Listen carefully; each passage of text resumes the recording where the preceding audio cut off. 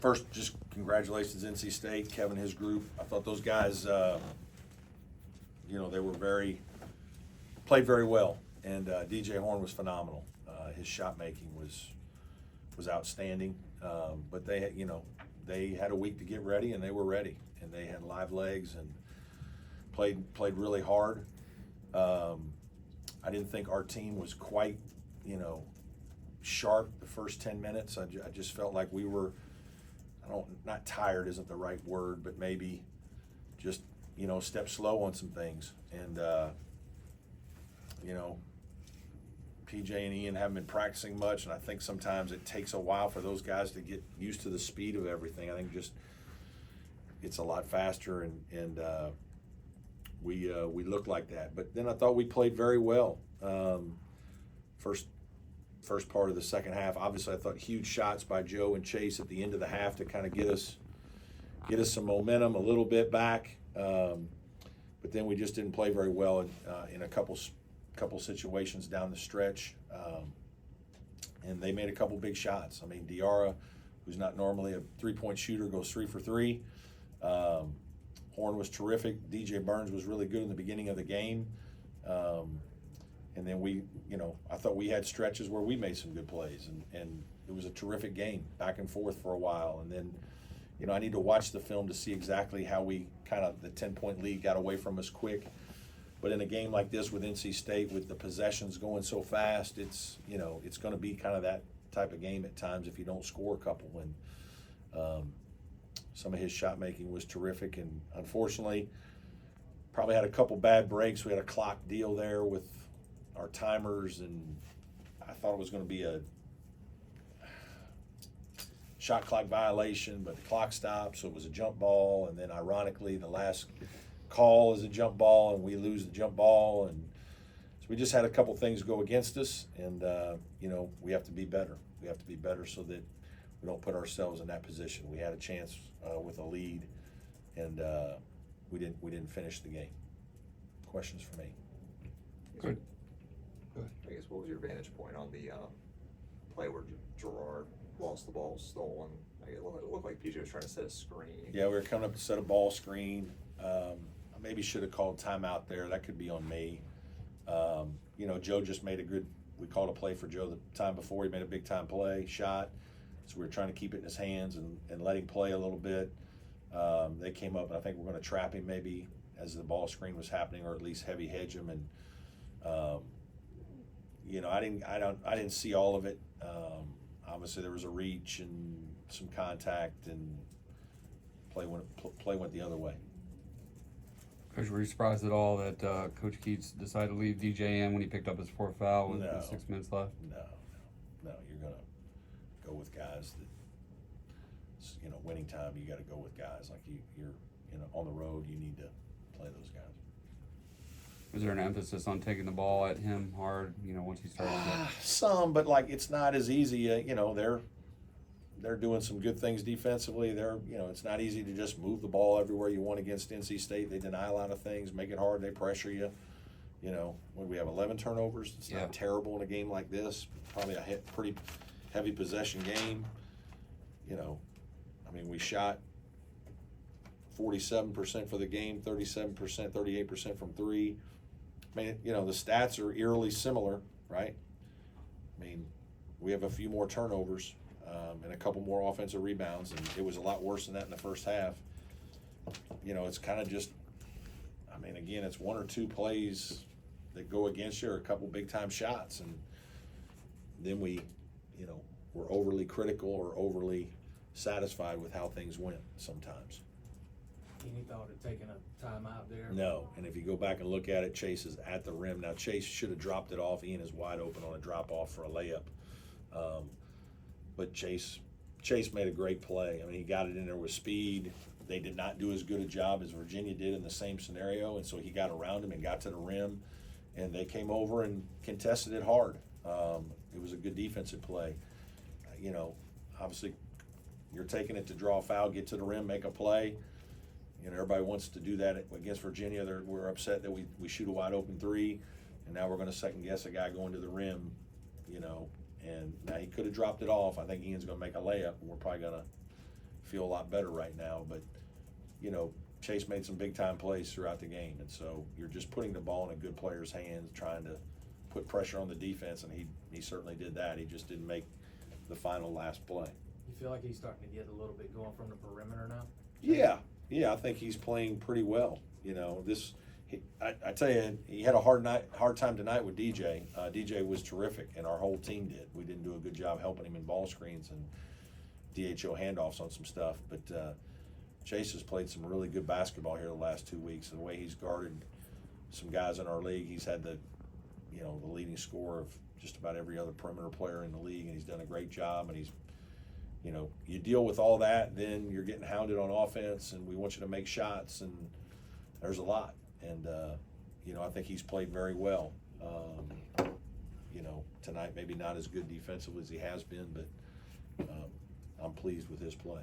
In those situations, in the final seconds, is it always your gut to give it to your players and let them go down and make a play? Not always. You're trying to read the game, and if you feel like there's something that you can do that's, you know, but the hardest thing any coach will tell you that, you know, if you get the ball out and there's open space, you know, that's hard to guard. The defense isn't set. You know, this was even there was even a little more space than Virginia, and there was more time, and that was a difference too. So you had a little more time, and at the Virginia game, they kind of knew that, hey, there's really just main thrust and one other thing maybe, but really in this situation, there's enough time that you could have other stuff going on. We really didn't need it. We just, you know, part of the reason they were guarding, the reason Ian was open is his man came over to help, and they didn't rotate down. They were guarding Joe. And so, you know, if they do rotate down, Joe's going to get a wide open three. So Chase just has to make the right read. Brad, what was the explanation on what you thought was the shot clock violation? That we stopped that the shot clock operator stopped the clock with 3.5 seconds, and then it restarted like with 1.5. And so because of that, they had to call it a jump ball. And ironically, the jump balls got us at the end. Coach, Get us. your team had 5 turnovers in the last 4.5 minutes after not committing a turnover the entire Yeah, I need to look and see what exactly all those were. Obviously, the one with Joe right in front of us was a big one. I think we had a good action with PJ and Ian, and he dropped it off, and I think that one got knocked away. And I'm just like, shoot the ball. You guys are you're right there at the basket. Just shoot the ball. Like, we got it exactly where we want it, and they're trying to. I mean, some of that is players, right? Like, there's those dudes who are trying to make good plays, and they're right there, and I mean, you can't fault them on that one. The other ones, I'd have to go back and remember them all. I can't remember them all. I think one of them is probably the turnover on the rebound, right? And then it's a jump ball, so it's a turnover. Well, I mean, so that's 2 of the 3 I just told you. Like, those aren't I'm supposed to get mad at my guys for that. Like, that's pretty tough now. You're a harder coach than I am. Like, I mean, now, is it a foul? I don't know, maybe, but those are. Yeah, we sometimes look at stats and they're very misleading on things. You have to really watch the game. Coach, you talked a lot about motivation after a tough loss like this. How do you get your team motivated to go play a team that maybe handed you a Yeah, we did. I mean, it's not just playing a team that beat you. Obviously, Georgia Tech had a nice win tonight, I guess. We want to win for us. Like, these guys, man, how hard we all work. Like, the amount of time that everybody puts into this is, that's a disappointed locker room. I mean, and there's so many good plays that were made by our players in this game that, that's why these games are so hard and so painful for coaches, players, fans. I mean, everybody. But the players and coaches, I mean, the amount of work that goes into getting ready for a game, the amount of film coaches watch, the amount of time that the players, prepare and put in to get it, and then, 1 or 2 plays doesn't go your way, man. I talk to you guys a lot. It's not easy to fill your tank back up and get ready to go again in 48 hours. That's what's hard, it's not football where you have a week. Like, you know, NC State did have a week. Maybe that helped them a little bit. You know, we all kind of get a break like that. Sometimes you get an extra day and somebody else doesn't. It's kind of just part of it. But, you know, give those guys credit. They were really ready to play and juiced up, and they played very well. And I thought we played well for most of the game. You know, it's, you know, you got to coach your guys. You got to correct mistakes. There's certainly things we got to correct, but you know, I'm proud of the way our guys competed and a lot of the playmaking and shot making and tough things they did. I guess you talk about, you know, the early struggles. It's just hard to get PJ and Ian kind of into the flow. Like, how do you try to work around that? It's hard. I don't know how to do it. I mean, I can't. There are times we just can't. We can't practice them. I mean, like, I don't know if they'll make it through the season if we do. And so, you know, you know, you do the best you can. I mean, they're going to have to realize it. We've talked to them about it a little bit, you know, but at the end of the day, just having them fresh and ready to go is, you know, and feeling good is much better. And they're not always going to feel good, and they don't feel good all the time. But, you know, they're giving us everything they have, and obviously we're very appreciative of that. But, you know, I thought that's where RJ helped us. I thought RJ was live, thought he was great, tremendous energy, live body, made some really aggressive plays. I was really proud of RJ tonight. Coach, looking at the positives tonight, Yep. You closed the first half well after being down 8, and Yep. then you went on a 32-10 run, kind of all simultaneously together. So how do you take those positives and move it to Georgia Tech? Yeah, obviously we'll watch all of it. Like, we're going to watch the whole game, but we're going to watch. We always watch, you know, positive clips, and then we watch teaching clips. You know, but we're always reinforcing positive things that our guys do on both ends of the floor to show so they can see, you know, and we will do that again for this game. So yeah, I mean, it's, you know, and our guys know that. Like, they, you know, nobody wants to really. We don't want to think about that right now, but that'll be part of the message, you know, Monday. Did you have a good visit with Hunter Tyson? I did, and not very long though, unfortunately. But, you know, proud of that guy. Obviously love him to death, and unbelievable ambassador for our university and program, and just you know, it's good to give him a big hug and just tell him how proud of him I am. You talk about how important a week of rest is the double bye in the ACC tournament in the back of your mind at all as you go through? Yeah. Oh, absolutely. Like, I think that's part of why we're all upset today. You know, is this would have been a big win to push us, you know, ahead of maybe what Pat calls the glob, or somebody, one of those guys used to call it the glob, where we're all kind of together, and that's kind of what I'm talking about. I think we have a really good league. I think we have a lot of really good teams, and winning is hard.